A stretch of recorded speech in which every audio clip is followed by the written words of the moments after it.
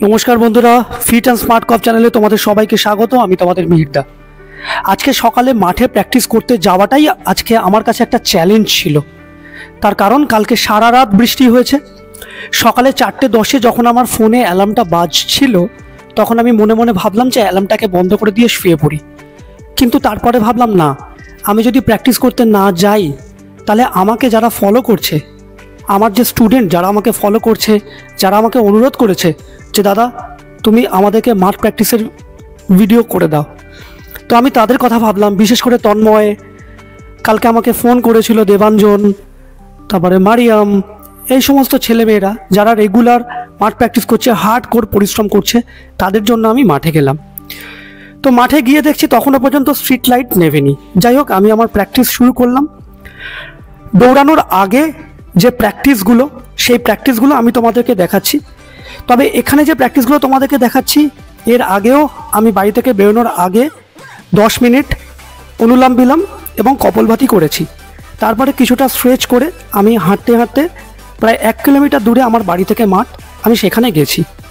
তারপর তোমাদের জন্য এই স্ট্রেচিং পিটিগুলো, বিশেষ করে দৌড়ানোর আগে যে মোবিলিটি প্রয়োজন আমাদের শরীরে, হাতে, পা, সমস্ত জয়েন্টসে যে মোবিলিটি প্রয়োজন, সেই মোবিলিটি ট্রেনিংটা আজকে আমি করে নিলাম।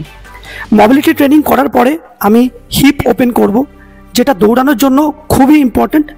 হিপ ওপেন করাটা এতটাই ইম্পর্ট্যান্ট, হিপ ওপেন না হলে তোমার স্টেপ বড় হবে না। তো লম্বা স্টেপ নিয়ে দৌড়ানোর জন্য তোমাকে কিন্তু হিপ ওপেন করতে হবে।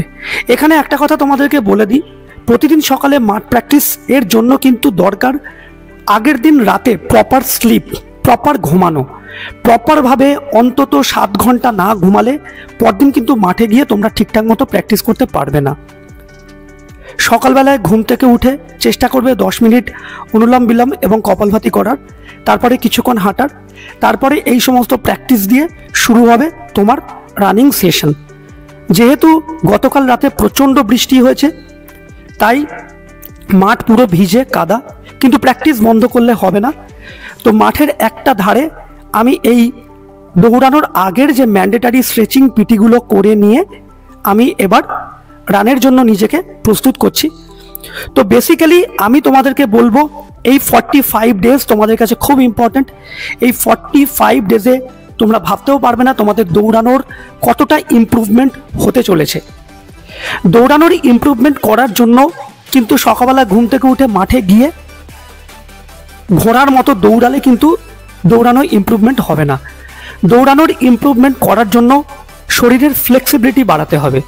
আগে তোমাকে শরীরের ফ্লেক্সিবিলিটি বাড়াতে হবে, তারপর তোমাকে কিছুক্ষণ দৌড়, কিছুক্ষণ হাঁটা, কিছুক্ষণ দৌড়, কিছুক্ষণ হাঁটা, এইভাবে তোমাদেরকে প্র্যাকটিসটা করতে হবে।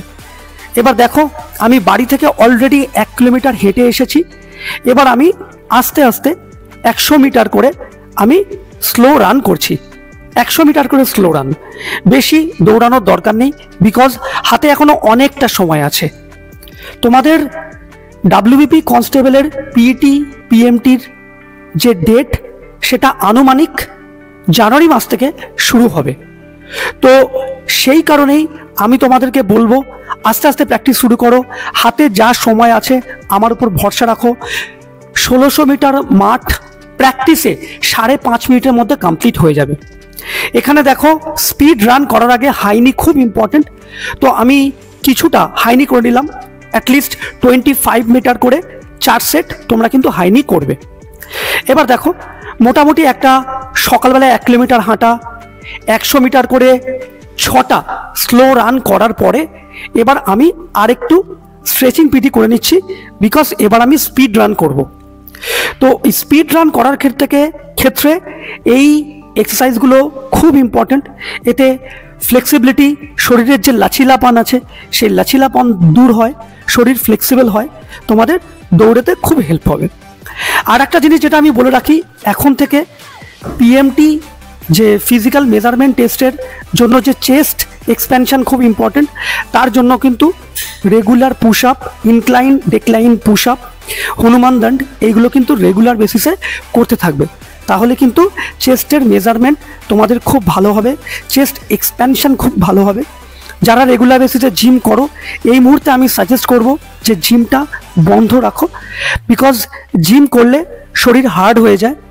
সুতরাং তোমাদের যে এক্সপ্যানশনের ম্যাটারটা আছে, যার যতটা চেস্টের গ্রোথ সেখান থেকে 5 সেন্টিমিটার ফোলানো, সেই এক্সপ্যানশনে কিন্তু প্রবলেম হতে পারে। এবার দেখো, আমি এবার স্পিড রান করব। তো নর্মালি আমি ম্যাক্সিমাম দিনই স্প্রিন্ট করি। স্প্রিন্ট কি জিনিস না, স্প্রিন্ট হচ্ছে 100 মিটারের 10টা স্প্রিন্ট, মানে 1 কিলোমিটার আমি স্প্রিন্ট করব, মানে যতটা আমার শরীরে ক্ষমতা আছে আমি স্প্রিন্ট করব। তাহলে প্রথমে হাঁটা, তারপরে স্লো রান, তারপরে স্প্রিন্ট। এবার প্রতিদিনের মতো প্র্যাকটিসের শেষে প্রত্যেক দিন কোর ট্রেনিং কিন্তু খুব ইম্পর্ট্যান্ট। কোর যত স্ট্রং হবে তত তোমরা ফ্লেক্সিবলভাবে দৌড়াতে পারবে।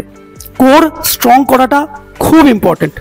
অনেকের, ম্যাক্সিমাম ছেলে মেয়েদের যাদের পেট পোর্শন একটু ভারী, তারা কিন্তু রেগুলার আমার মতো অ্যাটলিস্ট 3টে করে সেট, 3টে করে টাইপ, 10টা করে রেপিটেশন, তোমরা কিন্তু 3টে করে সেট অবশ্যই করবে। কোর ট্রেনিং খুব ইম্পর্টেন্ট। কোর ট্রেনিং রেগুলার করতে হবে। এইভাবে তোমরা প্র্যাকটিস চালিয়ে যাও।